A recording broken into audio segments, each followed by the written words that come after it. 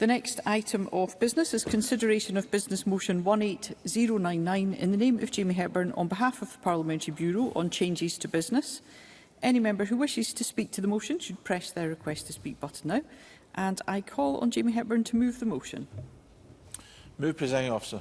Thank you, Minister. No member has asked to speak to the motion. Therefore, the question is that motion 18099 be agreed. Are we all agreed? Yes. The motion is therefore agreed. The next item of business is topical questions, and at question number 1 I call Carol Mockin. Thank you, Presiding Officer.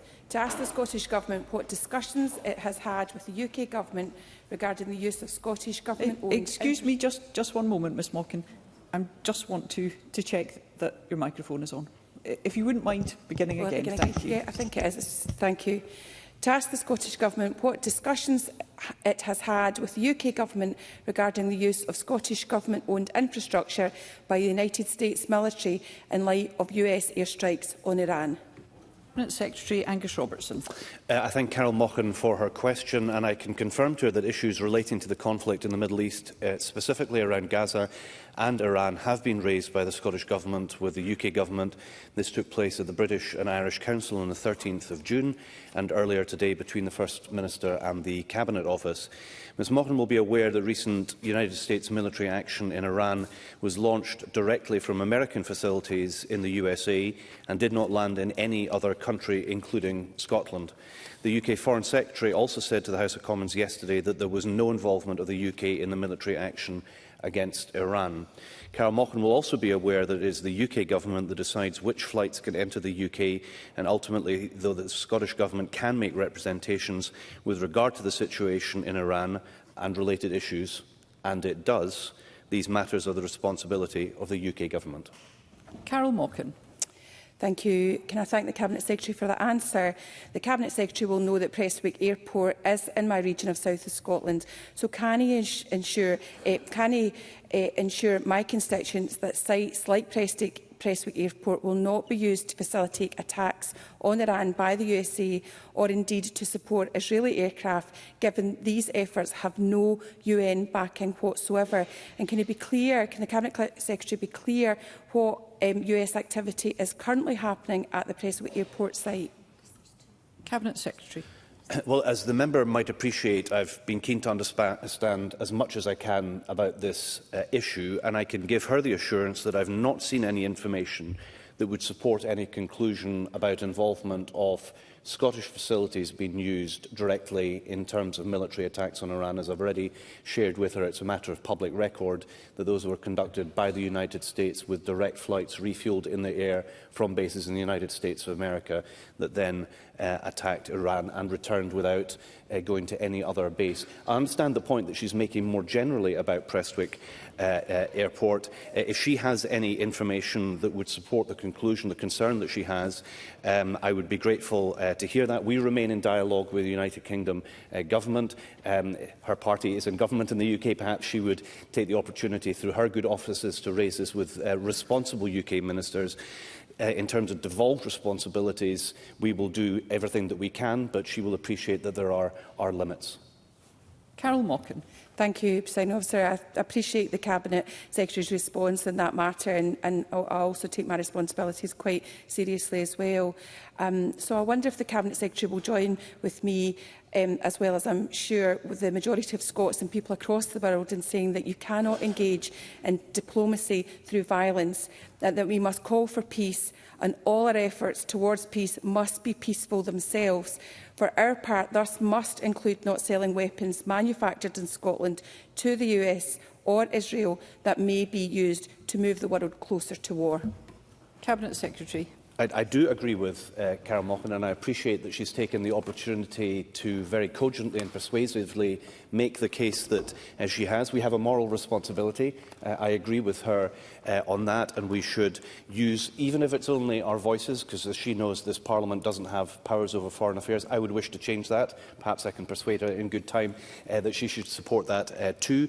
In the meantime, we will use our voice to support peace and diplomacy. The First Minister has made a number of statements which very much echo the position of the Secretary-General of the United Nations, Antonio Guterres. We will repeat our view that we believe that only diplomacy will bring conflict to an end, and I appreciate the way that she has raised her questions this afternoon. Stephen Kerr. Well, the United States has acted decisively to degrade Iran's nuclear capabilities. And we must remember that Iran is a state sponsor of global terrorism. And in these circumstances, we must stand firmly with our allies, the United States and Israel, in defence of international security. So can the Cabinet Secretary confirm whether any formal arrangements, including memoranda of understanding, exist allowing US military use of Scottish Government-owned infrastructure, such as Prestwick Airport? And does he agree that such support is right and responsible? Cabinet Secretary. I would have to check the status. I'm not aware of any memoranda of understanding, but he will appreciate it's a matter of public record. Prestwick Airport is used by the United States Air Force, by the Canadian Royal Air Force, a number of air forces from the Middle East. I think the questioner in raising the topical question today was specifically in relation to the situation in Iran, and I was able to give her the assurance, and I give that to Mr Kerr too, that Prestwick was not used as part of those attacks on Iran, but obviously facilities in Scotland are used by our allies. But I think it's entirely legitimate, given the concerns that a great many people in this chamber and the public have, especially about what's happening in Gaza, that we make sure that we do everything that we can to support peace, a resolution there, and for the people of Gaza, and as I've often said to him, also in relation to the hostages that should be released that are being held by Hamas. Jamie Green. Thank you, Presiding Officer. In 2023, it was reported that the airport had received a boost of over £20 million through military flight usage. And actually, since 2017, it has also been reported, although it's hard to ascertain true numbers, that over £70 million have been paid by the Pentagon for usage of Prestwick Airport through some means or other. It's also been used, though, as a hub for NATO flights, to, for example, sending supplies to Ukraine. Can I ask, given that the Scottish Government owns this airport, the removal of any military usage and any associated income, what would that have on its ability to compete as a going concern, or indeed be sold as a going concern, which I presume is still the Scottish Government's position? Cabinet Secretary. Well, I think the first thing to acknowledge is Prestwick is an excellent airport, and that's why it's used both for civil and military purposes. I think it's fair to say that the militaries of different countries often tend to use bases if they're dealing with military materiel, that they tend to fly from one military base to another. And in the UK, there are two bases that are operated by the Royal Air Force that have a significant US Air Force presence. That being said, as I've already given an answer to another colleague in the chamber, Prestwick is used by the air forces of allied countries, and that is entirely appropriate. But it's unsurprising to me, given what has been happening in the Middle East and the very legitimate concerns about what has been going on there, that colleagues are wanting to understand how are things operating as best as we possibly can. I'm keen to understand that as best as we possibly can, but Jamie Green's absolutely right. Prestwick is an excellent airport, and it serves both civil and military flights. And Douglas Lumsden. Thank you, Presiding Officer. The majority of Prestwick income comes from fuel sales revenues, most of which is driven by military customers. So can the Cabinet Secretary confirm that Prestwick being used by the US Air Force directly contributes to the viability of the airport? And this also means that the Scottish Government, as airport owners, benefits financially from the US Air Force refuelling at the airport. Cabinet Secretary. Well, as I pointed out to colleagues, it is a facility that is used both for civil and military flights, and what is true for US aircraft using the facilities is also true for other allied air forces that use what is an excellent airport as well. I foresee that continuing. That being said, the question, I'm sure Presiding Officer would wish me to bring my remarks back to the actual subject, which relates to Iran. I think it's important to differentiate between the general use of a facility for military purposes, but I was able to give the House an assurance, because it is a matter of public record, that the American attacks on Iran took place from the United States of America, did not involve any military facilities in any other country, least of all Scotland. Thank you. Question number 2, Sharon Dowie. Thank you, Presiding Officer. To ask the Scottish Government what its response is to reports that there were almost 30,000 breaches of community payback orders in the last 11 years. Cabinet Secretary Angela Constant. Presiding Officer, 78% of community payback orders which finished during 2023-24 did not involve any breach applications during the duration of the order. However, where a CPO has been breached, it is up to the independent courts to decide the most appropriate outcome based on all the circumstances of the case, and this may include the imposition of a custodial sentence. Community payback orders are flexible and a robust disposal with a consistently lower reconviction rate compared to short prison services, and that's why our budget for 25-26 includes an additional £11 million in support for community justice services. Sharon Dowie. Presiding Officer, community payback orders are frequently handed down as an alternative to custody, including cases of violence and domestic abuse. But it should follow that when such an order is breached, that criminals should be considered for a custodial sentence. Shockingly, only 26% of these breaches led to a prison sentence, but even more criminals simply got another community payback order right after breaking the first one. The very least that Scots expect is that criminals should carry out the sentence they've been given and face consequences when they don't, including going to prison. So in response to this scandal, will the Government bring in tougher sanctions for criminals who violate community payback orders and ensure actions have consequences? Cabinet Secretary. Presiding Officer, it is for the courts to decide what proper punishment is, and of course a community payback order is a high tariff community disposal. It is flexible and robust, and it can be enhanced. It can involve someone being tagged, curfewed. It can be combined with a restriction of liberty order. It can be combined with a restricted movement requirement. But of course, what Ms Dowie has not indicated that over the time period in her question, which is 12 years, that out of those 29,500 CPOs that were revoked due to a breach amounts to 16%, meaning that 184,424 community payback orders were completed or terminated. Sharon Dowie.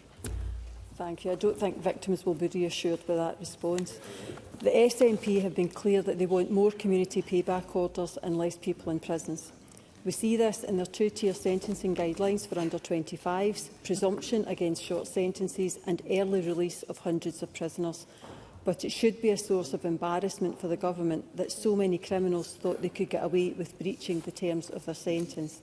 And it's more embarrassing still that for the majority of these cases there were apparently no meaningful consequences. There is also a lack of transparency. Over 2,200 criminals were issued with other penalties and over 7,300 were issued with other outcomes. But the SNP Government does not state what this means, and almost 2,000 were listed as not known. That's not good enough. Can I ask the Cabinet Secretary, if the Scottish Government isn't serious about criminals completing their punishment, why should we expect offenders themselves to respect the sentence? Cabinet Secretary. Presiding Officer, the facts of the matter are that in the year 2023-24, 71% were completed and 78% did not involve any breach. And in terms of those community payback orders which were revoked due to a breach, yes, nearly 30% did involve a custodial sentence, and another 30+% involved a new community payback order. And as I said, they can be enhanced and made more onerous on individuals. And I think it's entirely right that people have to pay back to the communities as opposed to the taxpayer paying for a short-term sentence that at the end of the day is less unaffected. There is also monetary penalties which are issued for those who breached. And in terms of the other penalties issued, this can include a drug testing and treatment order or even a restricted life order. Audrey Nicholl. Presiding Officer, community payback orders do make a significant contribution towards the wider objective of strengthening alternatives to custody and ensuring that our prisons are used for those that should be there. So can the Cabinet Secretary provide an update on what assessment the Scottish Government has carried out in relation to community justice and reoffending rates? Cabinet Secretary. Presiding Officer, the evidence is clear that community sentences are more effective in reducing reoffending than short prison sentences of up to 12 months. Community disposals may also provide greater opportunities for rehabilitation, leading to fewer victims and safer communities. And specifically, the reconviction rate for those given community payback orders in 2020 to 21 was just under 28%, compared to over 50% for those completing custodial sentences of 1 year or less. And protecting victims and the public from further harm is our absolute priority, and that is entirely consistent with our approach to community justice. Katie Clark. When there is a custodial sentence, the justice system ensures that the offender complies with that sentence. However, where there's a non-custodial sentence, or indeed electronic monitoring is ordered, there is a high percentage which are not enforced. So what is the Cabinet Secretary doing to ensure greater compliance with community disposals? Cabinet Secretary. Presiding Officer, as I have demonstrated in my answers to Ms Dowie and others, there is a high compliance rate with community disposals. But crucially, where there is non-compliance, first and foremost, that is the matter for the courts to decide what other punishment is appropriate. Thank you. That concludes topical questions. The next item of business is a statement by Jenny Gilruth. We'll just allow a moment or two for front benches to reorganise.